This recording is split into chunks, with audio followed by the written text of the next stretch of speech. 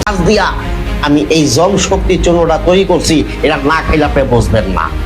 আদম সন্তান হইয়া যদি বেটাটা নারীর বুকে যদি ঠিক মতো তুমি চাবুক না চালাইতে পারো, তাহলে তুমি কিসের বেটা? তুমি এই দুনিয়াতে পুরুষ বলিয়া তুমি আর কোনোদিন দাবি করিও না।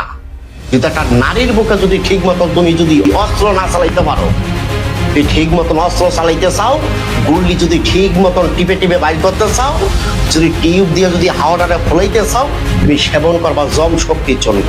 জম শক্তির চূর্ণ খাবার পরে তো 4 থেকে 5 ইঞ্চি অন্ত মোটা রডের মতো শক্ত কঞ্চির মতন টাইট মায়া লোকে পাশে বইয়া হারারে ধরিয়া টিপবো চাপবো, এটা মুভি নিয়ে চুইবো। আমি হাকিম মোহাম্মদ নবীর হোসেন এই জীবনে কি দেখছেন, কি খাইছেন, খাইতে খাইতে আপনি ঠাকুর হয়ে গেছেন।